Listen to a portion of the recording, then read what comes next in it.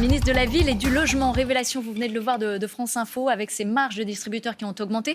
Est-ce qu'il faut sortir ce fameux décret qui est prêt, que le gouvernement a déjà rédigé pour plafonner les marges des distributeurs? Ce qui est très clair, et le gouvernement l'a toujours dit, c'est pas de profit dans cette crise. Personne ne doit en profiter et il faut protéger le pouvoir d'achat des Français, ce qui signifie que, comme vous venez de le rappeler dans le reportage, et que ce qu'a très bien dit le Premier ministre, des marges, oui, des marges abusives, non.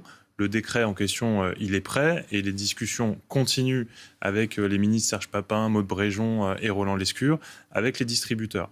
Les chiffres que vous évoquez ne sont pas jusqu'à 20 centimes et ne sont pas officialisés à ce stade, mais s'ils venaient à se confirmer, effectivement, on a un devoir de transparence. Il faut d'abord en informer les Français et puis en tirer toutes les conclusions. Mais on nous a dit qu'il y avait des contrôles. Le décret est prêt. Oui, mais justement, simplement, là, vous parlez d'un document qui aurait fuité, qui n'est pas consolidé, qui n'est pas validé, etc. Mais peu importe. Le message, il est très clair. Moi, je me mets à la place des Français. On veut de la transparence. Et effectivement, on veut un principe de base. Pas de profit sur cette crise. Ça paraît évident. Donc, les réunions et les discussions continuent. J'ai confiance dans mes collègues ministres pour faire avancer les choses. Et puis, si jamais, à un moment donné, il y avait des abus, le décret est prêt. Le décret est prêt. Des sanctions aussi, sinon, éventuellement, pour les distributeurs? Pour l'instant, c'est le dialogue qui prime. Est-ce qu'il faut aussi s'intéresser aux marges des raffineurs, les entreprises pétrolières qui, évidemment, gagnent de l'argent pendant cette crise? Ce que je vous ai dit, ça vaut aussi pour les raffineurs. C'est-à-dire qu'en fait, personne ne doit profiter de cette crise. Les entreprises ont le droit, comme le disait le Premier ministre, de faire des marges, c'est normal, elles gagnent leur vie.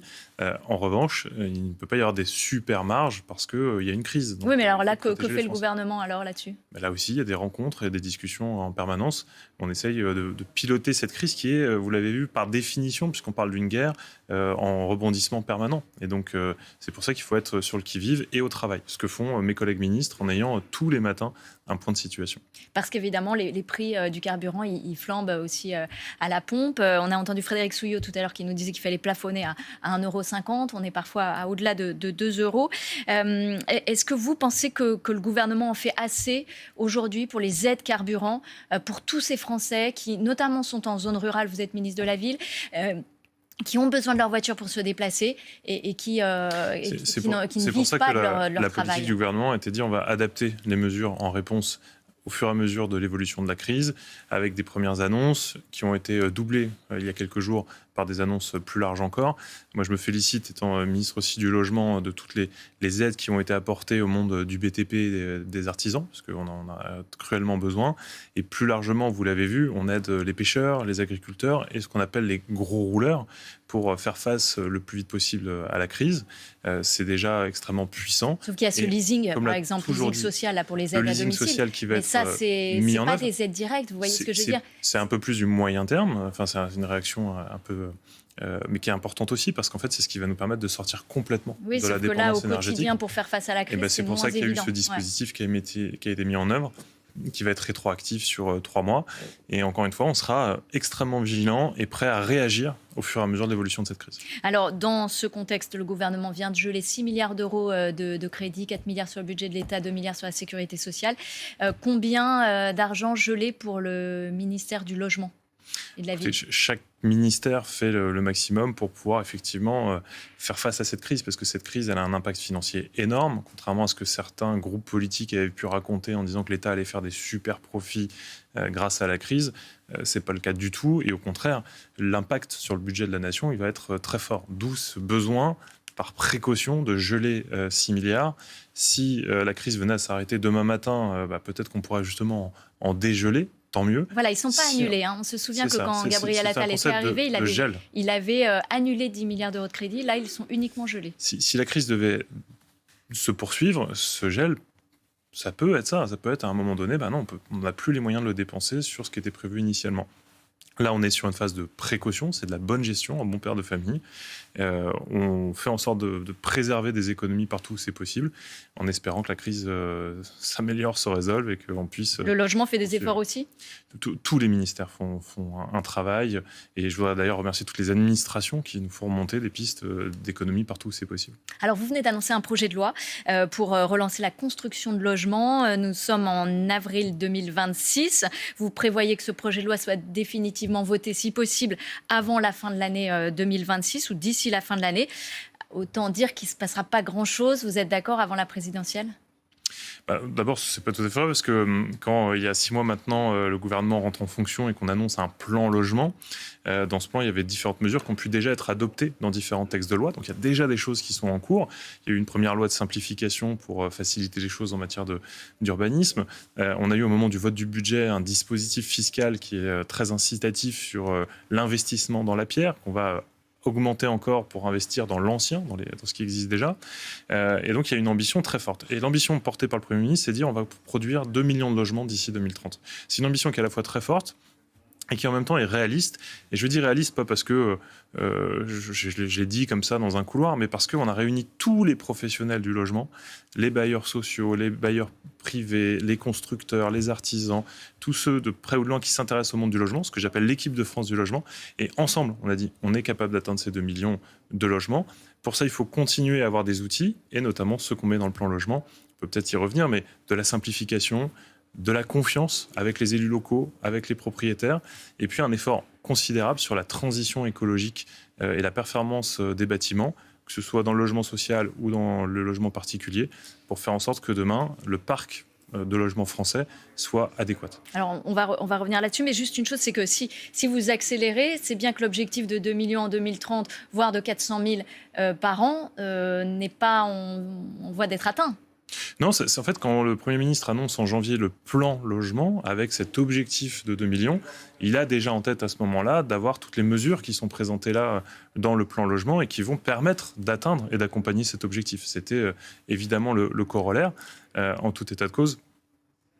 Par ailleurs, c'est 2 millions en 2030, donc après les 400 000 par an, c'est une moyenne. 400 000 cette année, ce sera atteint ou difficilement ? Un peu tôt pour vous le dire, et je dois, en toute transparence, la crise au Moyen-Orient nous fait être prudents. Mais bien sûr, ça reste l'objectif d'en attendre 400 000 cette année, et les 2 millions sont accessibles.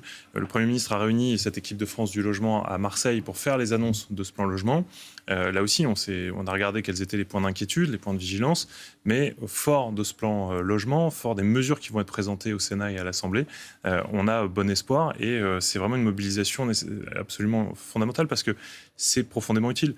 Alors, en vrai, c'est moins un sujet de logement que de gens. C'est moins un sujet urbain que humain. On a des Français aujourd'hui qui n'arrivent pas à se loger, ou qui sont logés dans des passoires thermiques, ou qui sont logés dans des conditions pas acceptables, trop loin du travail, trop loin de l'école, trop petit comme logement, trop chaud l'été, trop froid l'hiver. Donc le vrai sujet, c'est comment on répond à cette crise du logement. Et pour ça, effectivement, il y a un plan logement avec différentes mesures, plus de 10 articles, qui va être présenté dès cet été devant le Sénat, et j'espère le plus vite possible après à l'Assemblée nationale pour qu'on change la vie des gens, parce que le vrai sujet, c'est ça. Il y a des millions de Français qui attendent ce plan logement. Il y a une mesure qui fait parler, c'est ces passoires thermiques dont vous parlez. Vous allez en remettre finalement sur le marché, les F et G, donc ceux qui sont très mal notés, pour en fait que le propriétaire puisse avoir 3 ans pour s'adapter, pour lui laisser du temps. Mais en attendant, c'est le locataire qui va payer plus cher parce que son logement sera mal isolé, donc ça va lui coûter plus cher, notamment en chauffage. Est-ce que l'État ne se dérobe pas finalement ? Je pense qu'il faut vraiment être pragmatique et atteindre un triple objectif. D'abord, il y a un objectif, j'allais dire, humain. Quand vous avez une telle crise du logement, que l'offre locative a quasiment disparu, on est à des moins 15% d'offres de logement à Paris, par exemple, par rapport à l'année dernière, c'est humain que de dire aux gens, on ne va pas vous mettre dehors, en fait. Parce qu'on parle d'à peu près 700 000 logements. Ce sont des millions de Français qui peuvent être concernés, à qui on dira, il y a une indécence énergétique du logement, donc merci de trouver ailleurs. Oui, mais quand il n'y a pas le ailleurs... Il y aura bien des contrôles quand même. Quand il n'y a pas le ailleurs, je vais venir, mais quand il n'y a pas le ailleurs, c'est compliqué. Ensuite, vous avez un enjeu de transition écologique. Si la personne qui est propriétaire aujourd'hui, on lui retire le loyer, elle a moins la capacité d'engager les travaux. Et je pense notamment, on le voit, beaucoup de ces passoires thermiques encore présentes qui n'ont pas eu les travaux, ce sont des petits propriétaires et souvent âgés. Et quand vous avez 75 ans passés, 80 ans passés, c'est beaucoup plus difficile d'accéder au crédit avec uniquement votre retraite. Et alors, a fortiori, si vous allez voir le banquier en disant en fait, mes revenus, c'est plus que ça parce que j'ai même plus le loyer pour venir rembourser le crédit, ça ne marche pas. Donc, il y a un intérêt vraiment de réaliser les travaux dans les logements. Ouais. C'est important. Et puis, il y a un intérêt économique aussi parce que la vérité, c'est qu'on va pousser concrètement à la rénovation de ces logements, et donc nos artisans, nos entreprises françaises pourront en bénéficier. C'est gagnant, gagnant, gagnant, et surtout, on le dit clairement, on ne renonce pas à l'engagement écologique. Ces logements, pour pouvoir continuer de louer, ils devront être rénovés. C'est la condition imparable. Le président Emmanuel Macron a annoncé devant des jeunes à Chypre qu'il ne ferait plus de politique après 2027. Vous le croyez ? Je pense que c'est pas à moi de commenter ses positions. Il s'exprime suffisamment clairement pour qu'il n'y ait pas avoir besoin de commentateurs. Ce qui est sûr, c'est qu'il y a plein de façons de faire de la politique et le temps est long derrière, donc on verra ce qu'il advient. Vous avez signé une tribune avec 90 ministres et parlementaires pour un candidat de la droite et du centre, mais comment on le désigne ?